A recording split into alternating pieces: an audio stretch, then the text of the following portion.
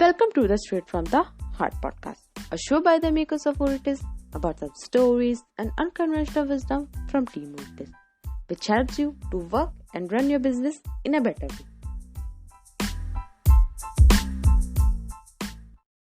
Our today's topic is role of Villa Mart in constructing the rural supply chain.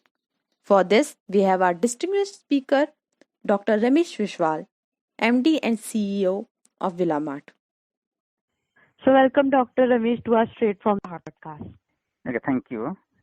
We are highly obliged and privileged that you came to our podcast.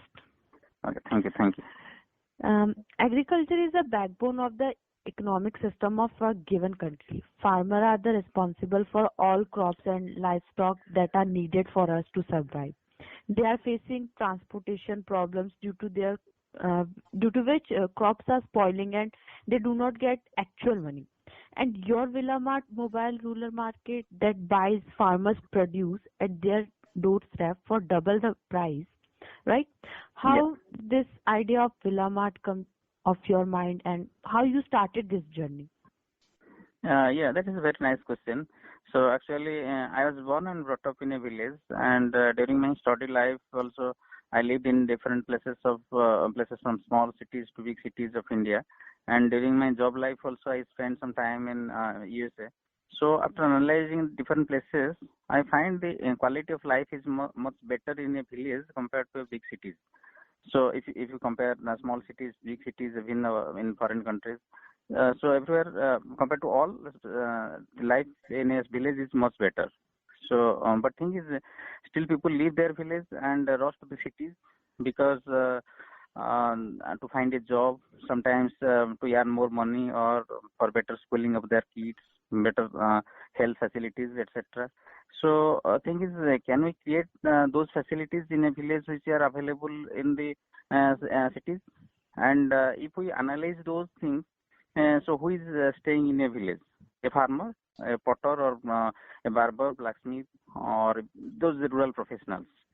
And all these professionals, these people are staying in a village and they are actually trained. But thing is, they don't have any certificate to show of their expertise. So the concept of Villa Mart actually starts there. When I was working as a scientist in USA, so me and some of my friends also, so we thought of doing something by which we can recognize those professional people, including farmers, how to recognize those people, recognize those works, and how to market their product and give some technical skills to them. So then the Villa Mart concept, the idea of Villa Mart came. You told us about lots of problems that our farmers face. So what is the real problem solved or addressed by the Villa Mart? Because in India, farmer suicide is a big issue. How your team address this issue? Farmer suicide is actually major concern in India, and we are working for them in long run. So it is since it is a long problem, can't solve it in a day or two. That's why we are working on that. And as I said in previous points, concept of Villa Mart is to solve the issues faced by the farmers and rural professionals. That's why we are actually working in three basic approach. One is marketing, means how to provide a marketplace for them. Then technological support, how to support them technologically, and respect, means how to create respect for these farmers or these rural professions. So think of a day if a farmer can use proper technology and no headache to market their produce, but his account is credited. Definitely he can earn money, get respect, and would love his profession.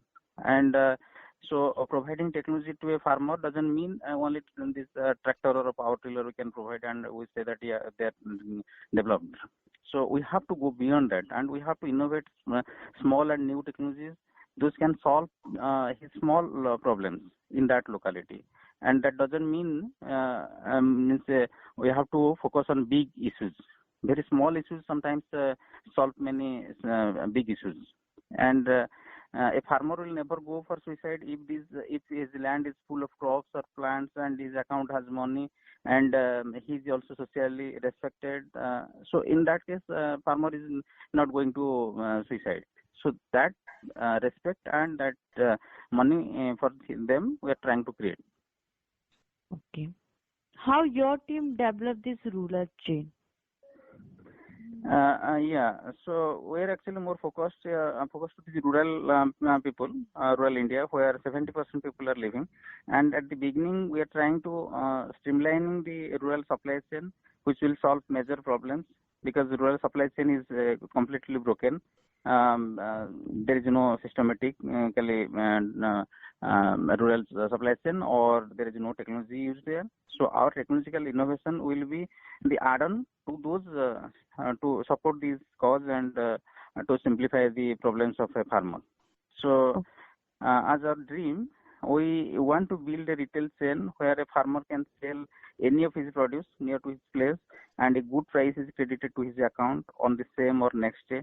In that case, in addition to that, he will get the technological support also, and even crop guidance based on the forecasted weather and predictive market analysis.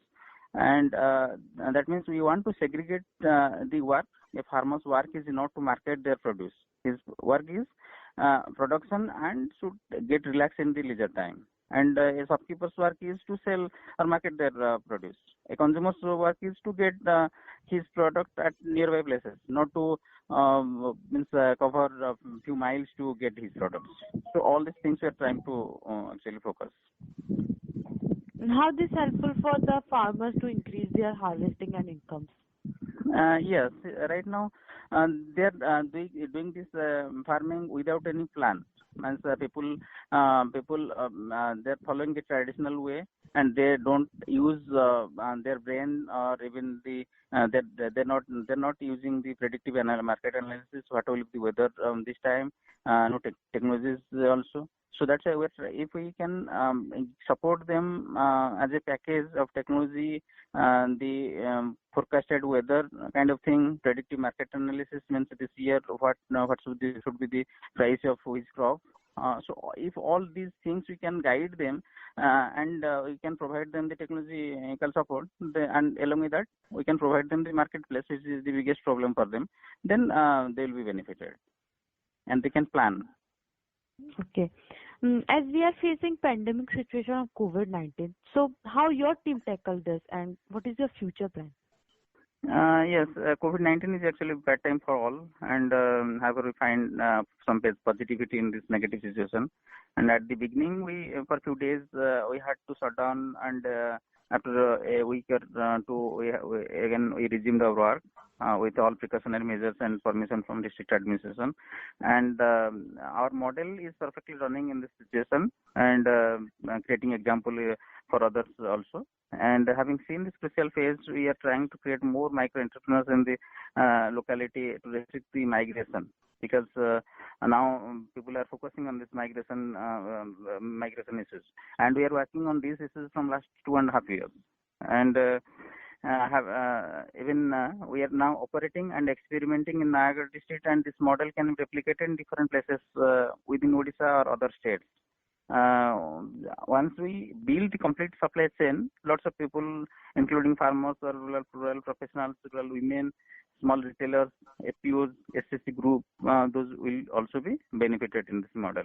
And now, central government is also planning for this Atmanirbhar Bharat, which is actually means that model is itself included in our model, because last 2.5 years we are working on that model, means how to create micro entrepreneurs or how to create an Atmanirbhar thing for these rural people.